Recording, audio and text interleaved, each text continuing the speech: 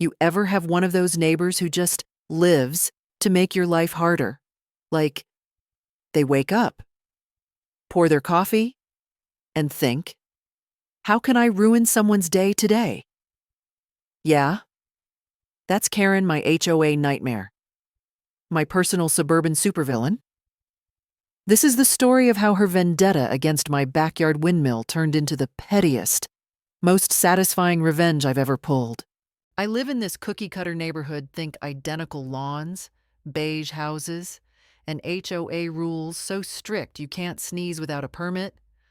I'm not one of those rebel without a cause types, but I like my little quirks.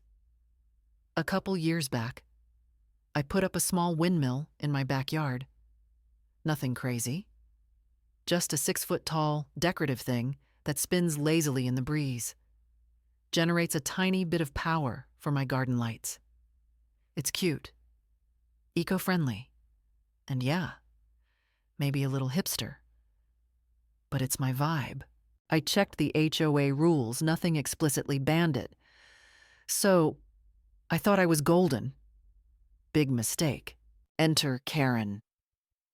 She's the HOA president, the kind of person who carries a tape measure in her purse to check if your grass is a 1/4 inch too long. Karen lives right behind me, her pristine backyard separated from mine by a low wooden fence. The first time she saw my windmill, I swear I heard her gasp from across the yard. Next thing I know, I'm getting a certified letter, like she's serving me court papers demanding I remove the eyesore because it's disrupting the neighborhood aesthetic. Aesthetic lady? We live in a sea of identical split levels. My windmill's the only thing with personality for miles. I tried to be reasonable.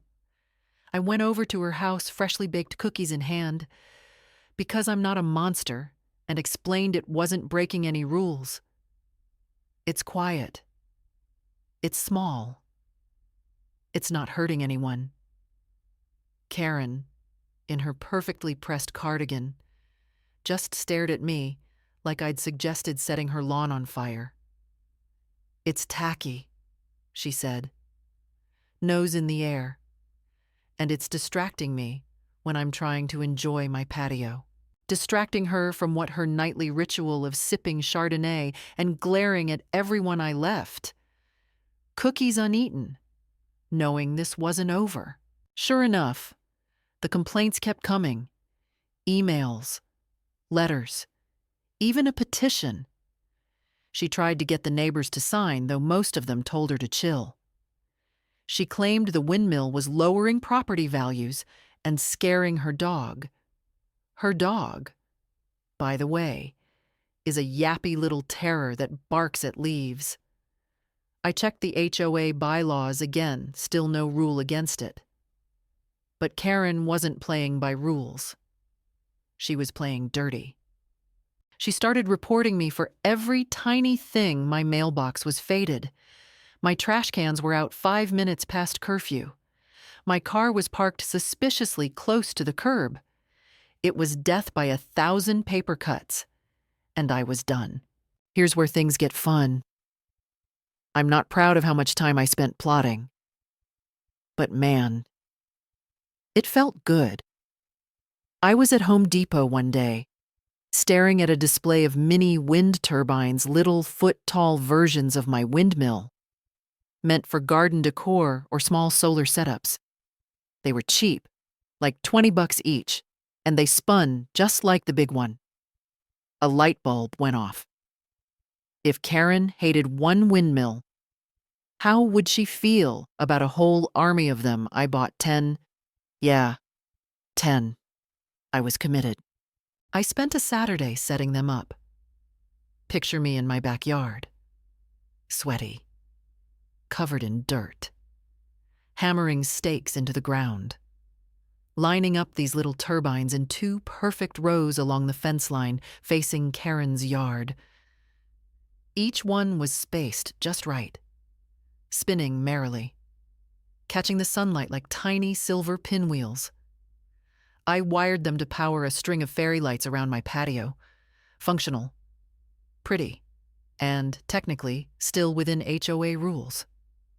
I stepped back, admired my work, and waited. Sunday morning, I'm sipping coffee on my patio when I hear it, a shriek that could curdle milk. Karen's out there, in her robe, clutching her phone like it's a lifeline. "What is this?" she yells, storming to the fence. I play dumb, leaning back in my chair, all casual. "Oh, you mean the turbines. Just sprucing up the yard.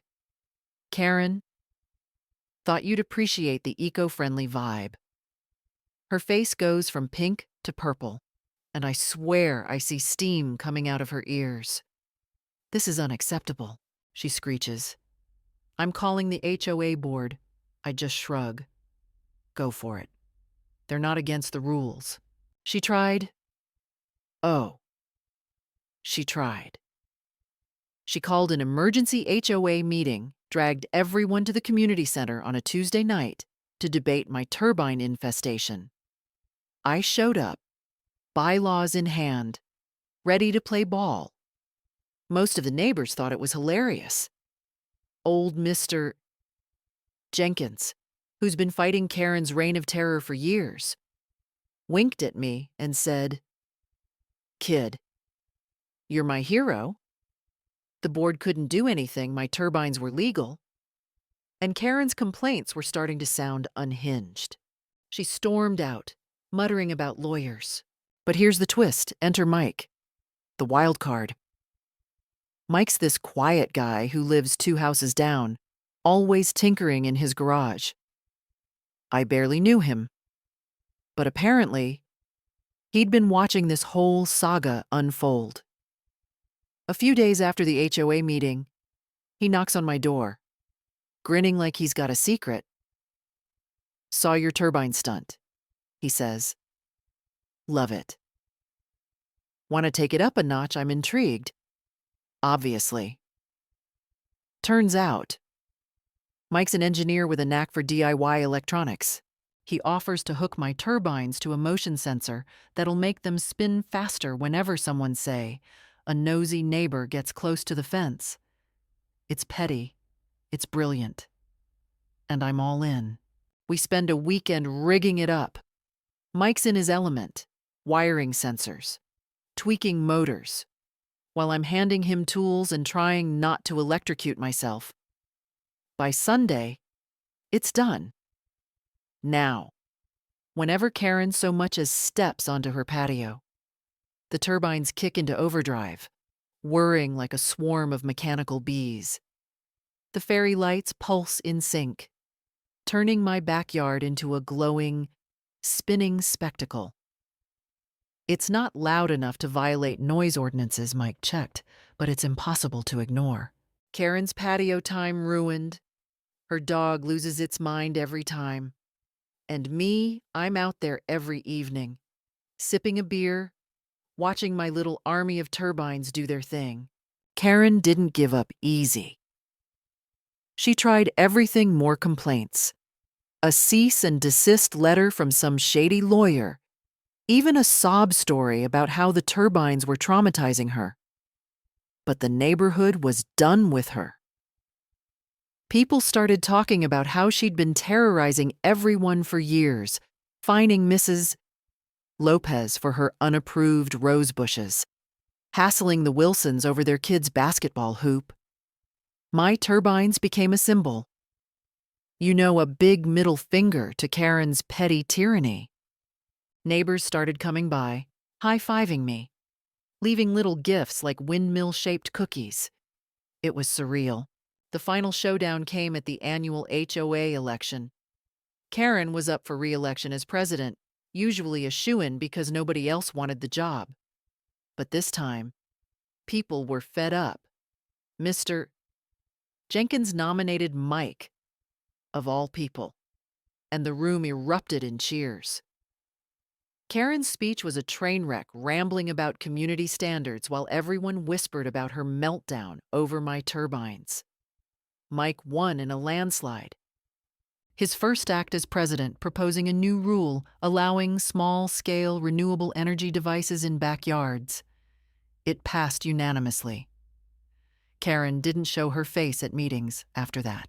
Now, every evening, I sit on my patio, the turbines spinning lazily unless Karen pokes her head out. Then they go wild. The fairy lights glow, the air hums, and I feel like I've won something bigger than a neighbor feud. It's not just about the turbines. It's about standing up to someone who thinks they can control everyone else's life.